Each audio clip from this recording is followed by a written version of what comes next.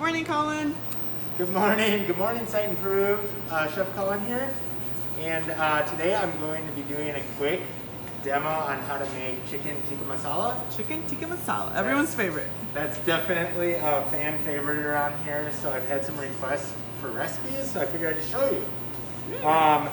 Brief story on how I discovered this is probably about 5 years ago at my old house, my old neighborhood. I went to this restaurant called Himalayan and had it, and it was so good I knew I had to learn it and make it for you guys. So highly recommended.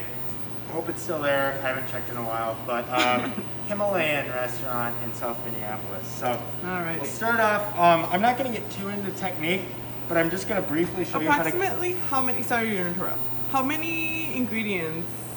Oh gosh, probably around a dozen. Okay. A dozen, possibly more, and I'll kind of explain everything as I go here. Alrighty. So you start off with the onion, white onion, yellow onion, doesn't really matter. And I'll just quickly show you how I cut an onion. I'm dicing it, peel off that top layer. I've heard this called the rainbow technique because the onion grain resembles a rainbow.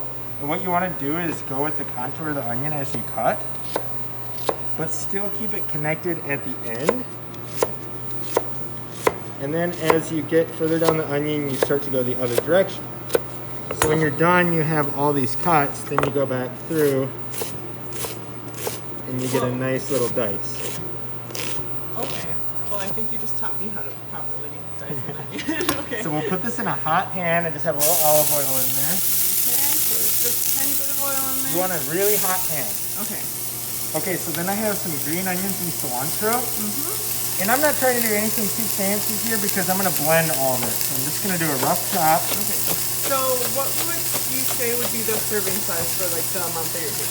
Like this that you're Yeah, that's the other thing. I never follow recipes. So I know people ask me for recipes. I kind of do everything by memory and by eye. Okay. So this is a very small portion you'd make at home. So roughly about a cup of chopped cilantro and green onions. Okay. Give it a little stir. So onion, cilantro, green onions. Here I have already some cut up ginger and garlic. Okay. So about equal amounts, a couple tablespoons. Okay, so maybe 2 tablespoons each? Yeah, about that. Okay. And if you like ginger more, if you like garlic more, you can always make it your own. Yeah, okay. All right, so you're getting everything nice and hot in there. Okay. So here, once you get a nice browning, couple of minutes, at that point you're gonna wanna add diced tomatoes. These are just canned diced tomatoes. Okay. And I added also some crushed tomatoes. Okay. And that gives it a little more sauciness. How much do you think that would be? Well, this is probably about a cup and a half or so. A cup and a half of both kind of mixed in there? Right. Okay. And if you like it, of course, more tomatoey, less tomatoey. Yeah. So we'll stir that around. Now, ideally, I'd want to cook this for a good 5 minutes and get a lot of nice color on it. For time's sake, we're just going to keep going here. Okay. So, okay. While that's simmering, you can get the chicken. Ideally, I get the chicken marinated overnight. Yeah. But since this is just a quick demo, Okay. I have some chopped cilantro, a little bit of garlic and ginger, Okay. right in with the chicken breast. Here I have some. That would probably be like less than a tablespoon of each, right? Yeah, about Okay. that. Okay. Greek yogurt, just plain Greek yogurt. This is a really good brand. You can find it at most stores. Okay. Put about, about a half a cup or so. Okay.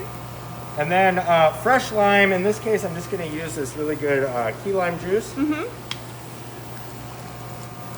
right, and then you want to mix that up real good. I don't have salt on me, but you want to add a little salt to it. Okay. Mix it up real good. Set it in the fridge overnight. So just mix that up, marinate it, Right. and just let it marinate. Now, you can do it one of two ways. You can actually do it many ways. Okay. You can cook it right in the pot with vegetables and chicken. I cook this one separately. When I'm doing batch cooking, it's just easier to sometimes cook things separately. Would you recommend, like, if you're just cooking this at home, would you recommend people to cook Honestly, it if I were cooking it at home, I'd cook it on the grill. Oh, okay. And if I had my grill on the deck, I'd be cooking on the grill too. Oh, okay. But, so here we have the tomatoes. They're getting some good color.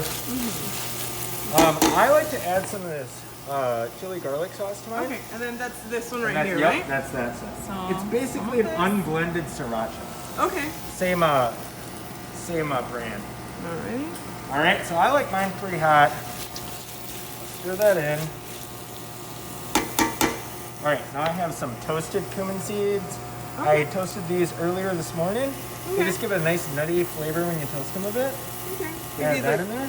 And then I have the garam masala seasoning. Now, if you really want to keep it real, you can toast all the spices individually and mix them together. I think it's like cardamom, coriander, cumin. I think there might be cinnamon in there. Something else, I can't remember. I just get the mix. This is a really good spice brand from my produce company. Okay. So I already have that in here. I go pretty generous. I like mine with a good amount of spice to it. Okay. And you want to cook that in with everything as well. Okay. You want to develop the aromatics when you do this. About how long would you let it cook? I would take it almost to the edge of burning. You want everything nice and caramelized. That's, okay. That's the secret to cooking is caramelization. Okay. So I'd say we're almost there. For Yeah. time's sake, I'm gonna move on. Yeah, so definitely. at this point, I would add heavy cream. This is a really good brand if you can find it. It's the Okay. best mainstream cream brand that I found. Okay. You don't have to cook it down much because it's got high fat content and it's really, really good stuff. Okay. You don't have to add as much either since it's a richer cream. All right. About how much would you say? Maybe, I go less than the tomato mixture, typically just under half of that. Maybe like a... so like 3/4 of a cup, possibly? yeah, I would say maybe about 3/4 of a cup. Yeah? Okay. With 3/4 of a cup of cream to about a cup of tomatoes. Okay. All right, so then you want to simmer it just a bit there for a little while. I always season with salt after I blend it. Okay. So this item here is an awesome cheap home blender you can get at Target. It's like $30, and it comes with other attachments. You can use it to make smoothies. It has a little mixer attachment you can use to make salsa and that sort of thing. Oster is good stuff. It's really powerful. I think it's more powerful than the KitchenAids and that sort of thing. So I highly recommend this blender. Awesome. Okay, so then typically I'd be using a smaller pot at home. And you want a smaller pot so that you can really submerge the blender. Careful not to splash Nancy here.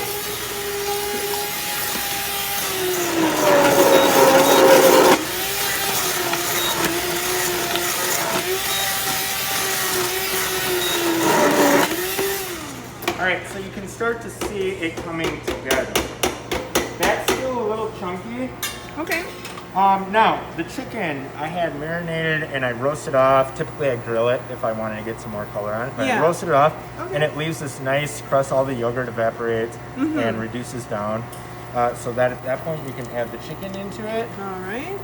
And then also, it's not traditional, but this is how Himalayan does it, is they add cauliflower to theirs. So I roast some cauliflower with just a little olive oil, a little crushed red pepper, and some of that garam masala seasoning. Okay. I roast it just till it's firm. I like to do a high heat roast on cauliflower to get some color on it, Okay. but so it doesn't get all mushy. So I pull it out only after a few minutes. So I'd add this to that. I'm gonna keep it separately because I just want to show you guys the traditional way. Okay. You would typically add it right now, though. Yeah. Okay. Yeah, it's about ready to serve. Yeah. So there you have pretty much almost finished tikka masala. Some people like to finish it off with a squeeze of fresh lime.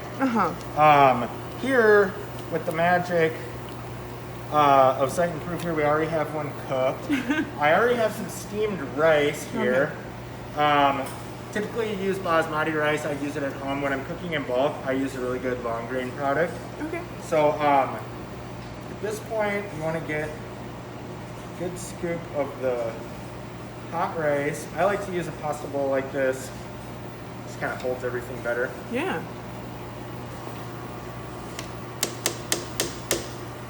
All right, so we'll get a nice scoop as well. Most important thing, of course, is tasting.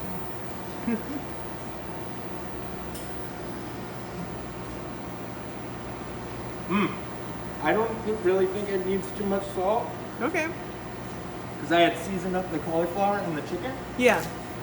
That goes real quick. Mm-hmm. It's definitely got some heat to it. Awesome. The taste you're looking for, you just want a balance. You want a balance of not too salty. Sometimes it might be too acidic if it has too much tomatoes. Maybe need to add a little more cream.